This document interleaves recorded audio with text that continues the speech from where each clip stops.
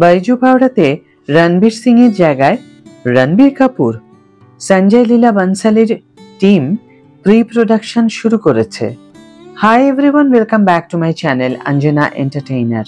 বন্ধুরা, তোমাদের সকলকে আমার এই ছোট্ট ইউটিউব চ্যানেলে স্বাগত জানাই। রণবীর কাপুর এবং সঞ্জয় লীলা বনসালির মধ্যে দীর্ঘদিনের পেশাদার সম্পর্ক রয়েছে। 2007 সালে বনসালির সাওয়ারিয়া ছবি দিয়ে বলিউডে পা রাখেন এই অভিনেতা।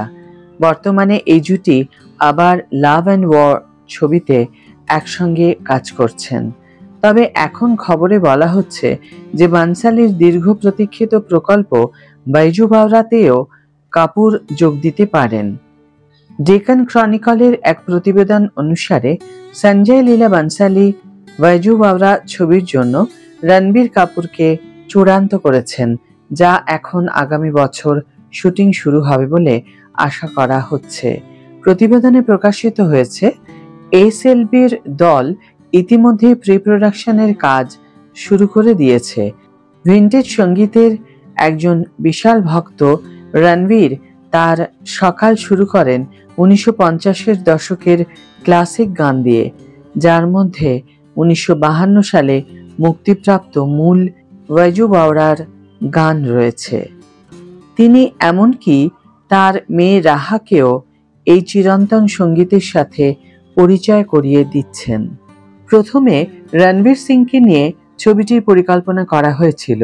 খবরে দাবি করা হয়েছে যে বনসালি লাভ অ্যান্ড ওয়ারে মনোনিবেশ করার আগেই সিং এই চরিত্রের জন্য প্রস্তুতি শুরু করে দিয়েছিলেন, যেখানে কাপুরও অভিনয় করেছেন।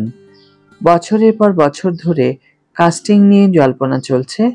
কিছু প্রতিবেদনে বলা হয়েছে যে রণবীর সিং এবং আলিয়া ভাট অভিনয় করবেন, তবে আনুষ্ঠানিকভাবে কোনো চূড়ান্ত কাস্ট। ইতিমধ্যে রণবীর কাপুর, আলিয়া ভাট এবং ভিকি কৌশলের সাথে লাভ অ্যান্ড ওয়ার ছবিতে তার ভূমিকার জন্য প্রস্তুতি নিচ্ছেন। তিনি নীতিশ তিওয়ারির রামায়ণেও কাজ করছেন, যেখানে ভগবান রামের ভূমিকায় অভিনয় করবেন যশ রাবণ চরিত্রে এবং সাই পল্লবী সীতার ভূমিকায় অভিনয় করবেন।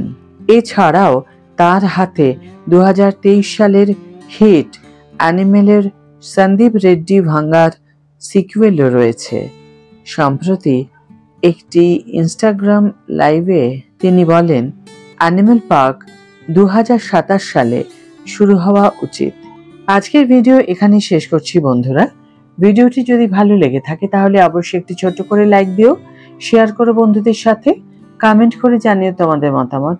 যারা এখনো আমার চ্যানেলটিকে সাবস্ক্রাইব করোনি তারা অবশ্যই চ্যানেলটিকে সাবস্ক্রাইব করে আমার পাশে থেকো, আর যারা অলরেডি সাবস্ক্রাইব করে দিয়েছো তাদের জন্য আমার অনেক ভালোবাসা এবং অনেক ধন্যবাদ।